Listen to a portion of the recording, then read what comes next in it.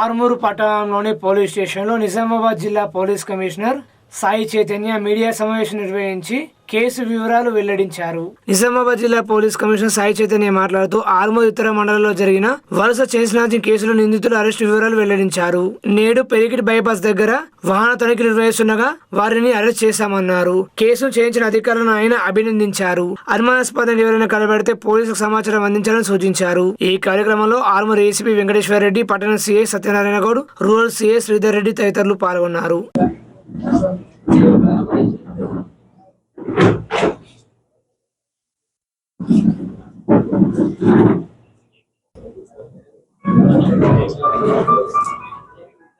Armoor sub division police ఒక వరుస chain snatching చేసి ఒక గ్యాంగ్ పట్టుకుంది.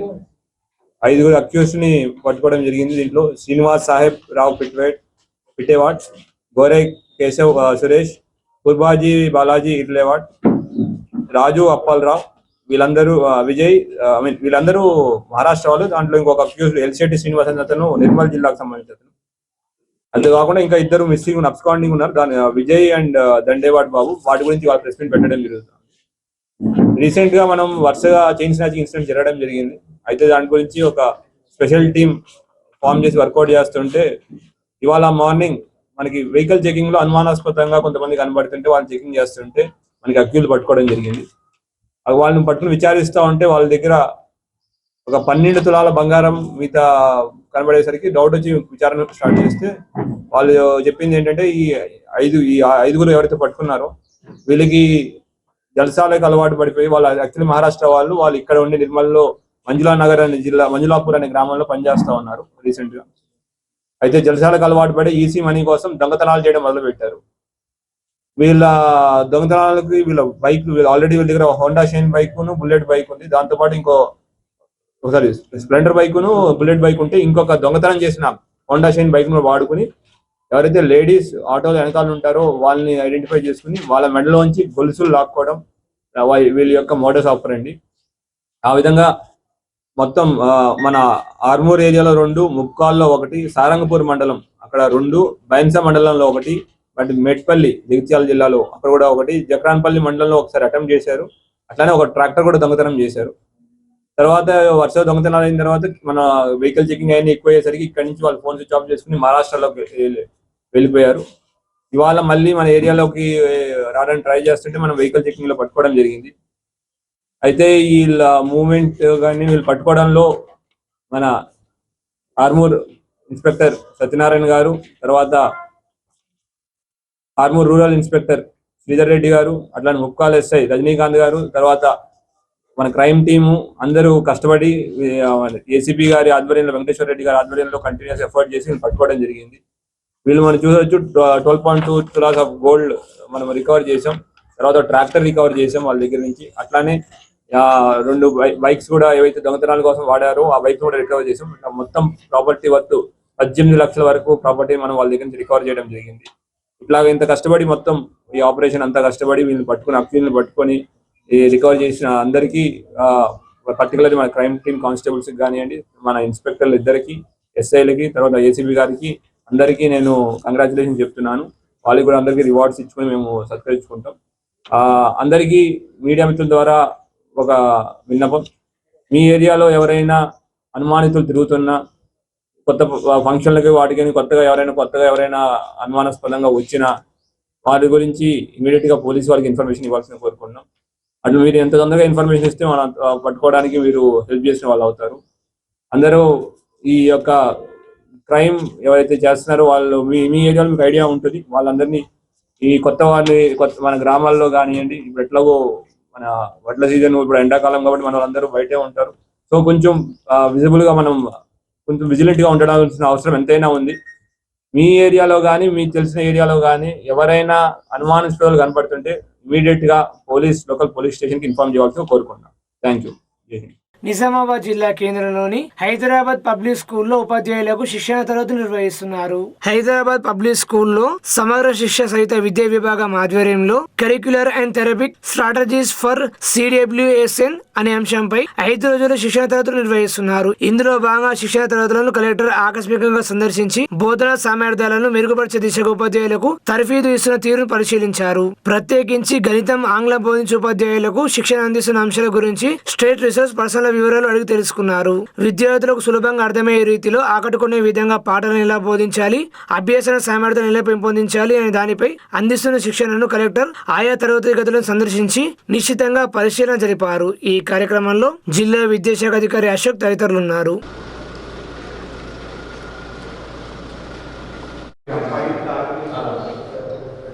ఇప్పుడు ఎక్కడైనా ఎనీ ప్లేస్ ఇప్పుడు తోపూర్ పైపింగ్ ఉంటుంది సార్, ఇది పైపింగ్ కూడా తొందరగా తీయరాదు. సో ఇప్పుడు అందరూ సీలింగ్కి లపోట్ వేసి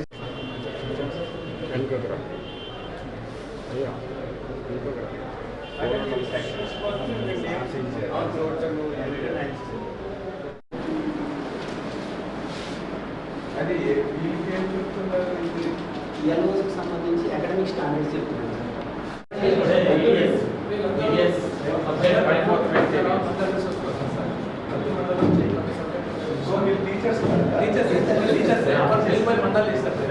కాదు అదే అంటే వీళ్ళు ఇక్కడ మీరు ఇస్తున్నది MRCs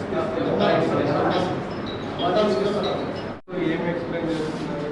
పట నైపుణ్యం ఉంది సార్. పటానికి చిత్రానికి తేడా అయింది. చిత్రం చెప్తారు. తర్వాత నమూనాలు ఎట్లా తయారు చేయాలి. ఇప్పుడు చిత్రం ఉంది సార్. చిత్రం అంటే ప్రజలు ఒక చూసిన విషయాన్ని పిల్లవాడు దించడం, అది కొంచెం అటు ఇటుగా ఉన్నప్పటికీ పిల్లవాడు నేర్చుకుంటాడు, దిస్తాడు. నెక్స్ట్ చిత్రంలోనే రెండో భాగం ఏంటి అంటే మనం ఏదైనా విషయాన్ని చెప్తూ ఉంటే పిల్లవాడు ఊహించి దించడం. ఇంకా రెండో భాగం పట నైపుణ్యం అంటే పటం. ప్రైమరీ వాళ్ళకి వీళ్ళు ఇంటర్మీడియట్ చెప్తారు. ప్రైమరీ వాళ్ళకి ఇప్పుడు చెప్పేది ఏదైతే కంటెంట్ ఉందో primary, upper primary, high school అందరికీ సేమ్ కంటెంట్. ప్రైమరీ వాళ్ళు కాబట్టి ఈ కంటెంట్ మొక్కలు మనకి ఏం నేర్పిస్తున్నాయి. అకాడమిక్ 6 ఉంటాయి సార్. ఇది లెర్నింగ్ వర్క్స్ అంటారు. మనం పిల్లవాడికి ఏం సాధించాలి, పిల్లవాడు ఏం సాధించాలి, పిల్లవాడు లెసన్ మొత్తం కంప్లీట్ అయిన తర్వాత అది Here 2 తీసేస్తే ఏమొస్తుంది 3. 5 minus 2 is equal to 3. Next.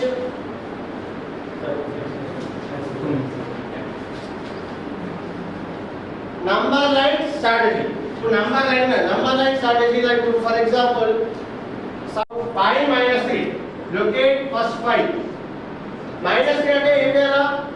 Subtraction number line में backward. Next 143. ఏ నెంబర్ సబ్ట్రాక్ట్ చేయాలి? 143. ఇప్పుడు 0 లోకి ఏ నెంబర్ సబ్ట్రాక్ట్ చేయాలి? ఫస్ట్ ఒక మనం సబ్ట్రాక్షన్ ఎక్కడ చేసాము? Place value 1s 10s 100s. 1s లోకి ఏ నెంబర్ సబ్ట్రాక్ట్ చేయాలి? 3. అంటే 0 లోకి 3 సబ్ట్రాక్ట్ కాదు. కాబట్టి ఏం చేయాలి? మనం బారోయింగ్ పోవాలంటే ఎవరి దగ్గర వన్స్ ప్లేస్ లా ఎన్ని రిమైన్ అయినాయి?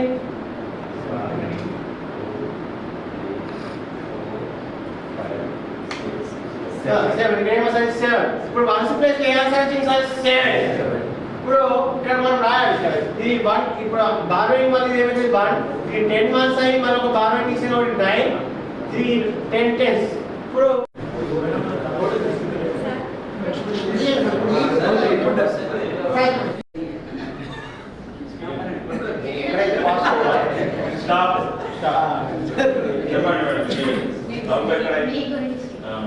Where is that, mommy? Please say that one. Mommy is saying that it's rain Almara. Yesterday I have done iron also. Please go and check that one. Right? He rushed into the bedroom and checked the Almara. He wore it and came back again and asking to mommy, "Mommy, where is my water bottle?" రోడ్లపై ఉన్న ధాన్యాన్ని వెంటనే rice మిల్లులకు తరలించాలని అఖిల భారత ఐక్య రైతు సంఘం నాయకులు జిల్లా కలెక్టర్ను కలిసి విజ్ఞప్తి చేశారు. రాష్ట్ర ప్రధాన కార్యదర్శి ప్రభాకర్, రాష్ట్ర కార్యదర్శి దేవరా మాట్లాడుతూ జిల్లాలో ఆర్మూర్, భీమ్గల్, జక్రంపల్లి, మాక్లు, నందిపేట మండలాల్లో సుమారుగా 2 లక్షల మెట్రిక్ టన్నుల ధాన్యం 45 రోజులుగా రోడ్లపైన కుప్పలు తెప్పలుగా పడి ఉన్నాయని, వర్షానికి నానుతూ ఎండుతూ ఉన్నాయని వారు ఆవేదన వ్యక్తం చేశారు. లారీ కూడా తేలిపడితే పక్క జిల్లాల నుంచి ఆయన తెప్పించి సమస్యను పరిష్కరించకపోతే వాతావరణ శాఖ హెచ్చరించినట్లుగా వర్షాలు ముందుగానే వచ్చే అవకాశాలున్నాయని, ఈ ప్రమాదం నుండి తప్పించాలని వారు విజ్ఞప్తి చేశారు. అఖిల భారత ఐక్య రైతు సంఘం నిజామాబాద్ రూరల్ కామారెడ్డి సంయుక్త జిల్లా కమిటీ ఆధ్వర్యంలో 2 అంశాలను తీసుకొని ఇలా కలెక్టర్ గారి దగ్గరికి రావడం జరిగింది. ప్రతినిధి బృందం ఒకటి, కొనుగోలు కేంద్రాల్లో దాదాపు ఇంకా 2-3 లక్షల మెట్రిక్ టన్నులు ధాన్యం రోడ్లపైనే ఉంది. దాన్ని వెంటనే యుద్ధ ప్రాతిపదికన ఖాళీ చేయించాలి.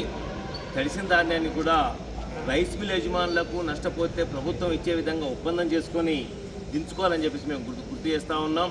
అట్లాగే కొంతమంది రైస్ మిల్లర్స్, అట్లాగే సహకార సంఘ నిర్వాహకులు, అట్లాగే ఐకేపీకి నిర్వాహకులు కుమ్ముక్కై రైతుల యొక్క అదనంగా కర్త కావాలని, తరుగు కావాలని సతాయిస్తూ ఉన్నారు. దీనిపైన విచారణ జరపాలని చెప్పేసి, ముఖ్యంగా అరుగుల్ గ్రామంలో ఇవాళకి 45 రోజులు అవుతూ ఉంది.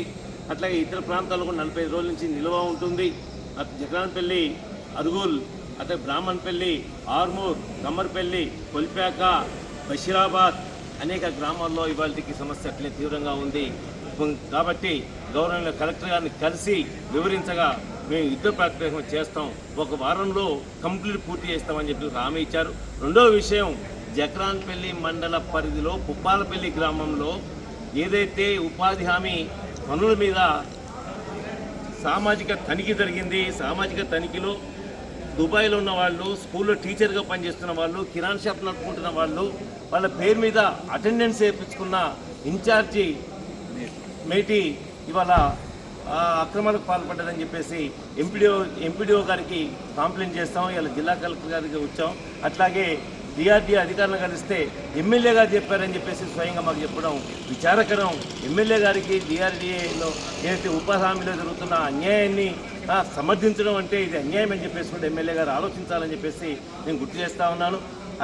అందులో వాస్తవం ఉందా లేదా, తప్పు జరిగిందా లేదా, అట్లాగే పనిచేసే వాళ్ళకేమో చేసిన వాళ్ళకేమో తక్కువ ఆధార్లు వేశారు, అసలు లేని వాళ్ళకి ఆధార్లు వేసి డబ్బులు ఆమె తీసుకోవడంలో మీరు ఎట్లా సమర్థిస్తారని ఎమ్మెల్యే గారిని నేను సూటిగా ప్రశ్నిస్తూ ఉన్నాను. కాబట్టి ఈ విషయాన్ని చేస్తూ ఆ మేటిపైన చర్య తీసుకోవాలని చెప్పేసి ఈ సందర్భంగా డిమాండ్ చేస్తూ ఉన్నాను. అట్లాగే ఈ ఉపాధి హామీలో జరిగిన దుర్వినియోగం జరిగిన దానిపైన గతంలో కూడా పాపం చెయ్యని నేరానికి 15,000 రూపాయలు జుర్మానా కట్టుకున్న ఆ మేటీలు కూడా ఉన్నారు.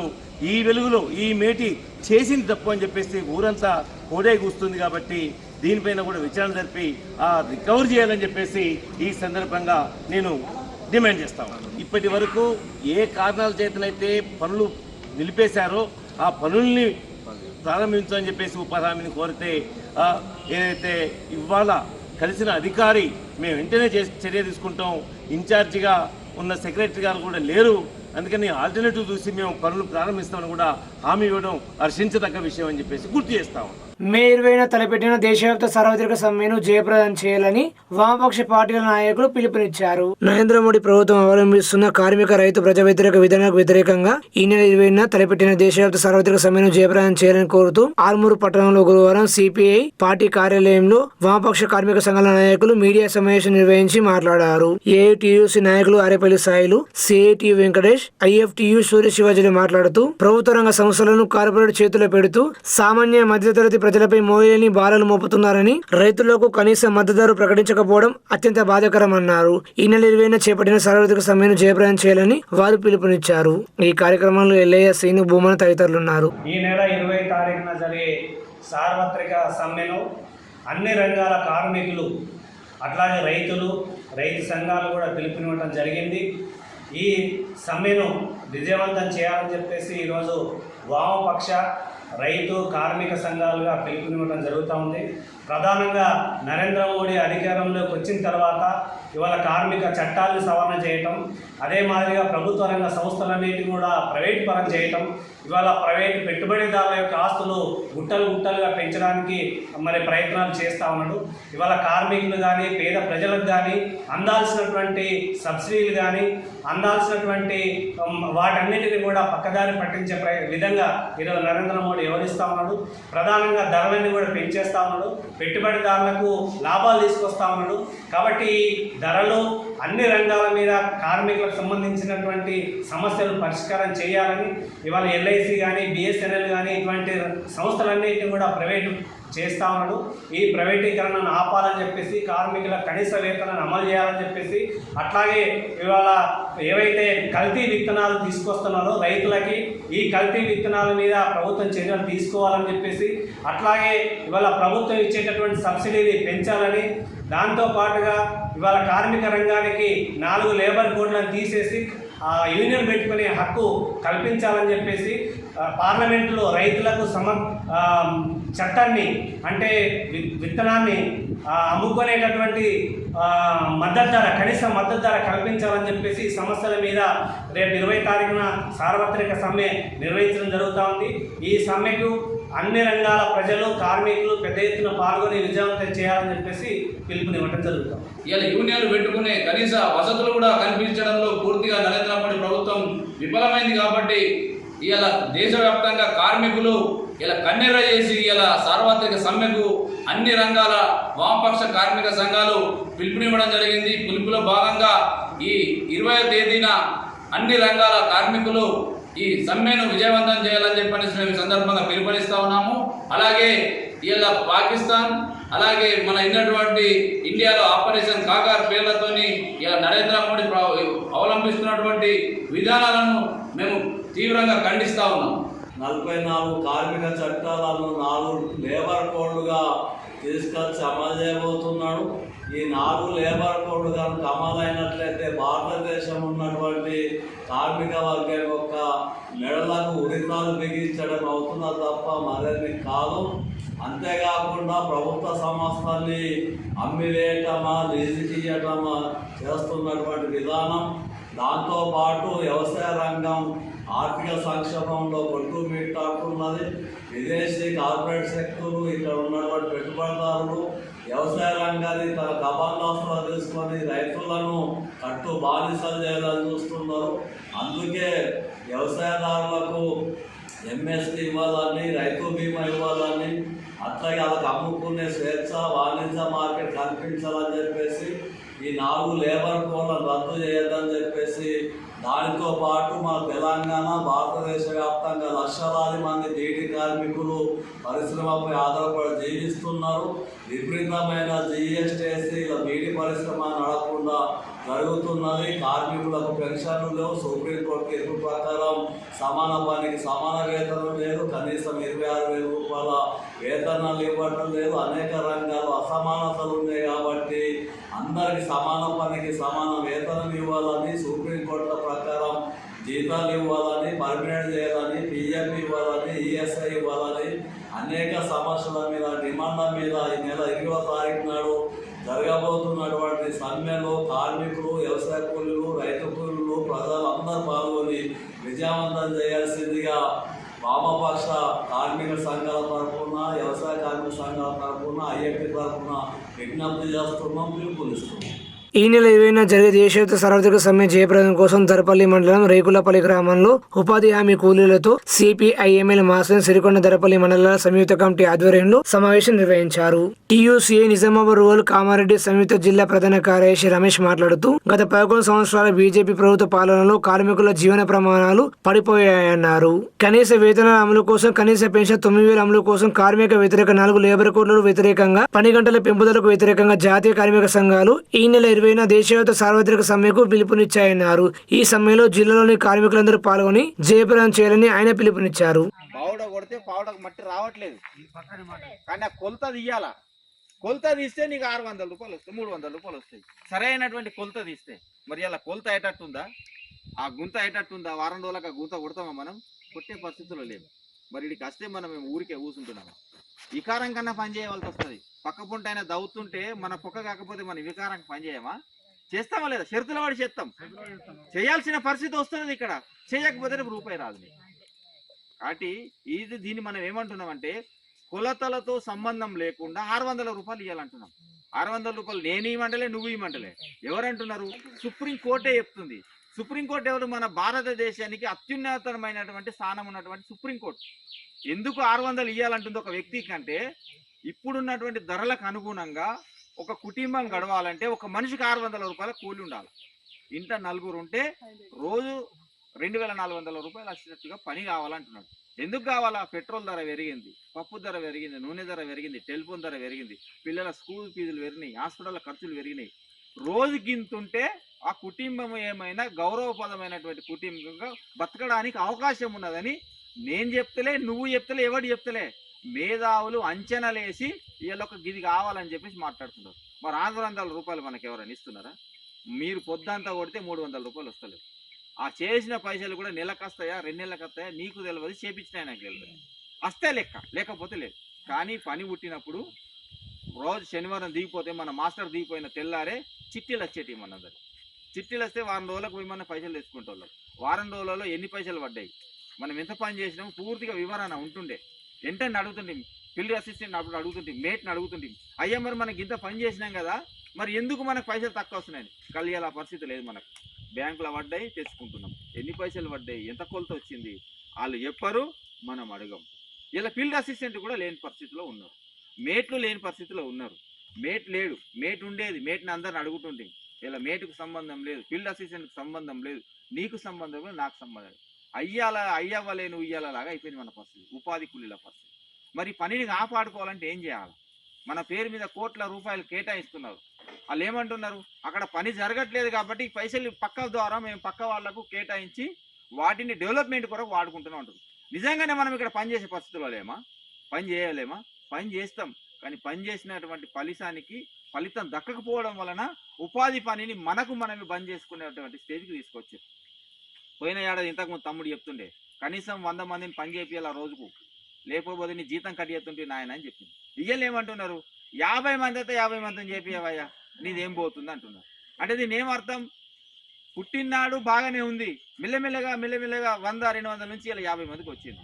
మళ్ళీ ఏడాదికి నువ్వు రాకపోయినా పర్వాలేదు, నువ్వు అడగకపోయినా పర్వాలేదు, పని ఉంటే ఉంటుంది, లేకపోతే ఈ ఊర్లో పని చేస్తూ లేదని ఒక తీర్మానం చేసి పంపించేస్తాం. జాబ్ కార్డులని క్లెయిమ్. వేల్పూర్ మండలం లక్కోర గ్రామంలో పీకేటీపీ బీడీ సెంటర్లో బీడీ ప్యాకర్స్, బీడీ కార్మికులు దేశవ్యాప్త సార్వత్రిక సమ్మె పోస్టర్లు ఆవిష్కరించారు.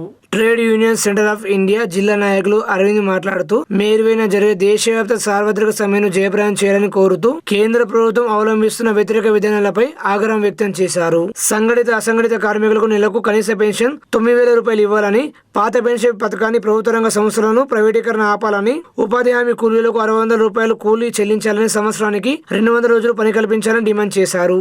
ఈ కార్యక్రమంలో బీడీ ప్యాకర్స్, బీడీ కార్మికులు తదితరులు పాల్గొన్నారు. 20 తారీఖు నాడు జరిగే దేశవ్యాప్త సార్వత్రిక సమ్మెను, 20 తారీఖు నాడు జరిగే దేశవ్యాప్త సార్వత్రిక సమ్మెను గత 11 సంవత్సరాలుగా నరేంద్ర మోడీ కేంద్రంలో నరేంద్ర మోడీ నాయకత్వంలో బీజేపీ ప్రభుత్వము అన్ని రంగాల పరిశ్రమలను ప్రైవేటీకరిస్తూ, అట్లాగే ఏదైతే ఆదాని అంబానీల కార్పొరేట్ కంపెనీలకు అనుకూలంగా వివరించే తీరుకు వ్యతిరేకంగా ఈ నెల 20 తారీఖు నాడు దేశవ్యాప్తంగా సార్వత్రిక సమ్మె చేయాలని చెప్పేసి పిలుపులో భాగంగా ఈరోజు trade union centre of India TEC ఆధ్వర్యంలో ఈరోజు పోస్టర్లు ఆవిష్కరిస్తూ ఏదైతే అనేక సంవత్సరాలుగా పోరాటం చేసి కార్మికులు సాధించుకున్న 44 చట్టాలు సాధించుకుంటే ఆ 15 చట్టాలను అడ్రస్ లేకుండా చేయడమే కాకుండా 29 చట్టాలను కార్మికులకు వ్యతిరేకంగా, యజమానికి అనుకూలంగా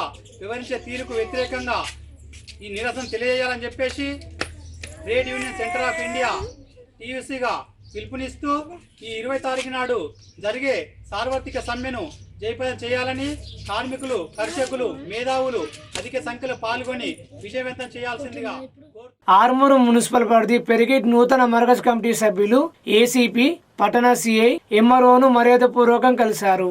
పెరిగేట్ మర్కజ్ కమిటీ నూతనంగా ఎన్నుకోబడ్డ అధ్యక్షులు అబ్దుల్ అజీం, కార్యదర్శి మున్షి, ఉపాధ్యక్షులు ఆసిఫ్ కార్యవర్గంతో ఆర్మూరు ఏసీపీ వెంకటేశ్వర రెడ్డిని, సిఐ సత్యనారాయణ గౌడ్ను, తహసీల్దార్ సత్యనారాయణను గురువారం మర్యాదపూర్వకం కలిశారు. అనంతరం వారు పలు అంశాలపై చర్చించారు.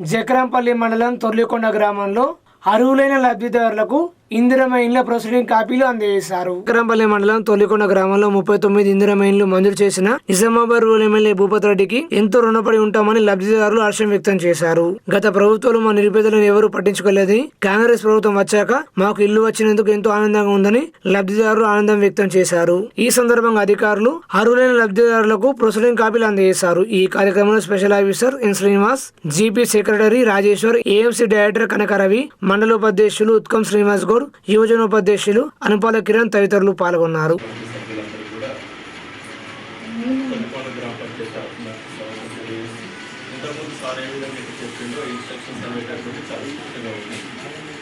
గౌరవ ముఖ్యమంత్రి గారు అందరికీ ఇల్లు ఉండాలా అనేటటువంటి పేదవర్గానికి మొదటి దాఖలు, మిగతా వాళ్ళందరికీ కూడా ఇల్లు ఉండాలనేటటువంటి ఏర్పాటు చేసినటువంటి ఒక మంచి బృహత్తరమైనటువంటి పథకం ఇది. దీన్ని సద్వినియోగం చేసుకోవడానికి మీరందరూ కూడా ప్రయత్నం చేయాలి. ఊరికేది మనకు వచ్చేసినాయి అని చెప్పేసి పేపర్స్ తీసుకొని ఇంట్లో పెట్టుకోవడం కాకుండా ఏదైతే నిబంధనలు ఉన్నాయో నిబంధనలు అనేటటువంటి ఖచ్చితంగా పాటించాల్సినటువంటి అవసరం ఉంది. 400 స్క్వేర్ ఫీట్స్ నుంచి 600 స్క్వేర్ ఫీట్స్ లోపల కట్టాలనేటటువంటి చాలా స్ట్రిక్ట్గా ఉంది.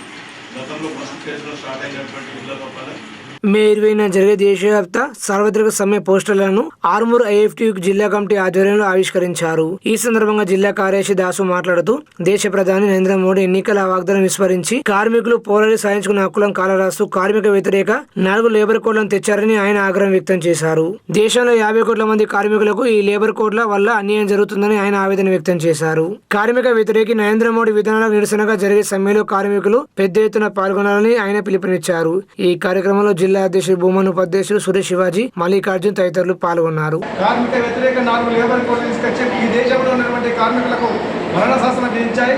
కాబట్టి వెంటనే ఈ 4 లేబర్ కోడ్లను విత్డ్రా చేసుకోవాలని చెప్పి ఐఎఫ్టీగా మేము డిమాండ్ చేస్తూ ఉన్నాం. అదేవిధంగా మే 20 సార్వత్రిక సమ్మె యొక్క పోస్టర్ని ఆవిష్కరించడం జరిగింది. ముఖ్యంగా కాంట్రాక్ట్ కార్మికులు కానీ అవుట్సోర్స్ కార్మికులు కానీ పర్మనెంట్ చేయాలని చెప్పి, అట్లాగే పంచాయతీ, మున్సిపాలు, అట్లాగే హాస్టల్, లేకపోతే అంగన్వాడీ అన్ని రకాలైనటువంటి ప్రభుత్వ ఉద్యోగాల గుర్తించి వారికి కనీస వేతనం 26,000 తక్కువ ఇవ్వాలని చెప్పి, అట్లాగే సుప్రీంకోర్టు ఇచ్చిన తీర్పు అమలు చేయాలని చెప్పి మేము డిమాండ్ చేస్తూ ఉన్నాం. మే 20 జరిగినటువంటి సార్వత్రిక సమ్మెలో పెద్ద ఎత్తున కార్మికులు, అన్ని రంగాల కార్మికులు పెద్ద ఎత్తున పాల్గొనాలి. ఈ ప్రభుత్వ రంగ సంస్థల అమ్మేయడాన్ని వ్యతిరేకించాలి. నరేంద్ర మోడీ యొక్క ద్వంద్వలకి బట్టబయలు చేసి కార్మికుల ఐక్యతను చాటి చెప్పాల్సిన అవసరం ఉందని చెప్పి తెలియజేస్తా ఉన్నాం. కాబట్టి మే 20న పెద్ద ఎత్తున కార్మికులు ఈ సమ్మెలో పాల్గొనాలని చెప్పి కోరుతా ఉన్నాం.